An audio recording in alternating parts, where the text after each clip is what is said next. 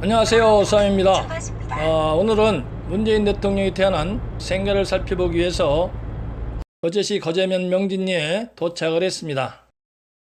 전하는 바에 의하면 문재인 대통령이 붙인 문용형은 일제강점기 시절 함경도 지역의 명문학교였던 함흥농고를 졸업한 후에 함흥시청에서 농업과장으로 근무를 하였다고 하는데요.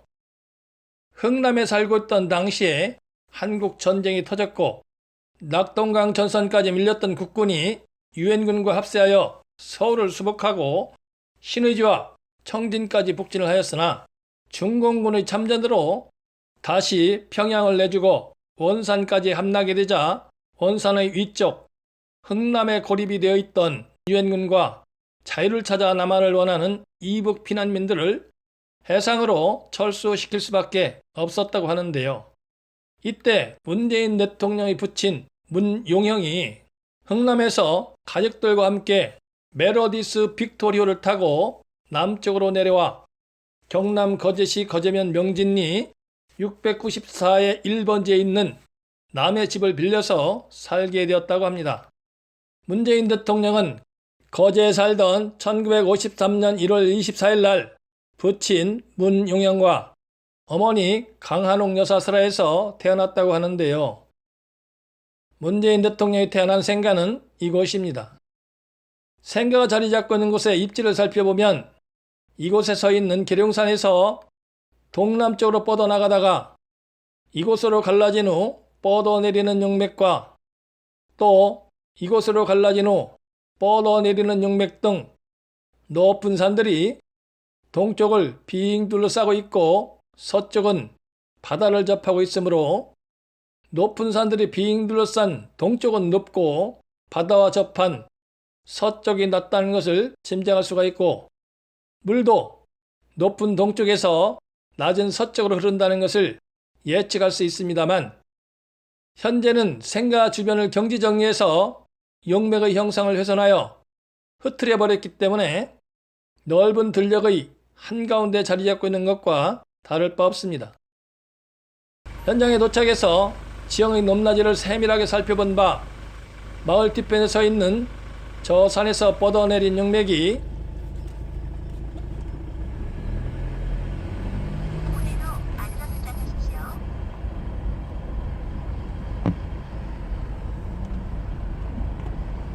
저 앞에 보이는 명진 느티나무 옆을 지나 생가마을 쪽으로 뻗어나가는 것으로 보이는데요. 생가마을 위쪽 명진 느티나무 밑에 도착을 했는데요. 저 앞에 보이는 명진 느티나무 쪽에서 뻗어내린 용맥이 이 길을 따라 내려가는 것으로 보이는데요. 이곳 지형의 높낮이를 살펴보면 지금 내려가고 있는 이 도로가 높고 도로의 좌측도 낮고 우측도 낮습니다. 이는 지금 내려가고 있는 이 도로가 옛날에 용맥이었다는 것을 반증하는 증자라고 할 수 있습니다.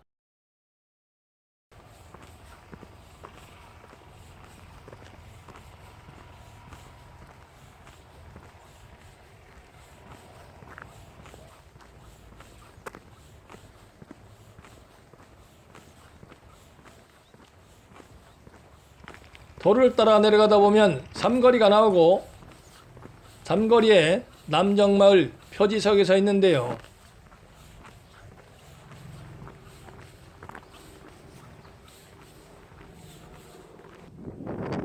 이곳에서 좌측 도로를 살펴봐도 낮고 우측 도로를 살펴봐도 낮습니다.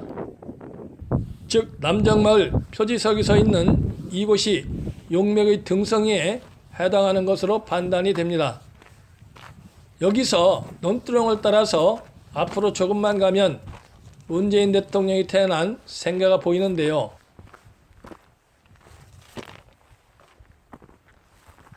저 앞에 보이는 저 집이 바로 문재인 대통령이 태어난 생가입니다. 이제 생가 앞에 있는 도로에 와 있는데요. 길 옆에 있는 이 집이 문재인 대통령이 태어난 생가입니다. 이 집은 제18대 대선 후보로 거론되던 2012년 9월에 와서 살펴봤던 곳인데요. 그 당시는 집안가에 들어가서 세세하게 살펴볼 수가 있었는데 지금은 집안까지 들어가서 살펴보는 것이 허락되지 않는 것 같습니다. 그 당시 이 집을 살펴봤을 때 혈이 맺힌 명당으로 판단이 되었고 지금도 그 판단에는 변함이 없습니다. 즉 문재인 대통령은 혈이 맺힌 명당에서 생기의 영향을 받고 태어나 군계에 일하게 된 인물입니다. 그런데요, 이 집이 혈이 맺힌 명당인데 문재인 대통령 부친이 이 집에 살 때도 풍족하지 못하였다 하고 현재 이 집의 상태를 봐도 그리 넉넉한 편은 아닌 듯합니다. 노무현 전 대통령 풍수지2에서 혈이 맺힌 명당에 거주하더라도 혈의 영향에 따라서 걸출한 인물은 태어날 수 있지만 풍족한 삶을 영위하지 못하는 이유에 대해서 말씀을 드린 바가 있는데요.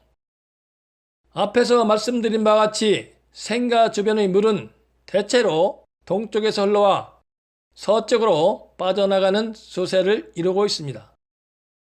그런데요, 이 집 좌측과 우측에 주택들이 지어져 있는 것을 알 수 있습니다.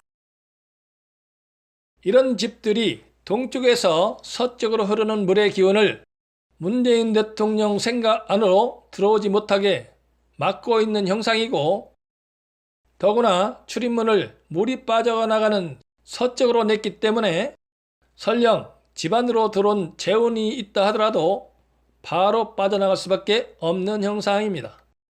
그러므로 문재인 대통령이 태어난 생가가 혈이 맺힌 명당이라 할지라도 이 구조 그대로 유지하면서 거주한다면 부자가 될 수 있는 확률은 거의 없다고 할 수 있습니다.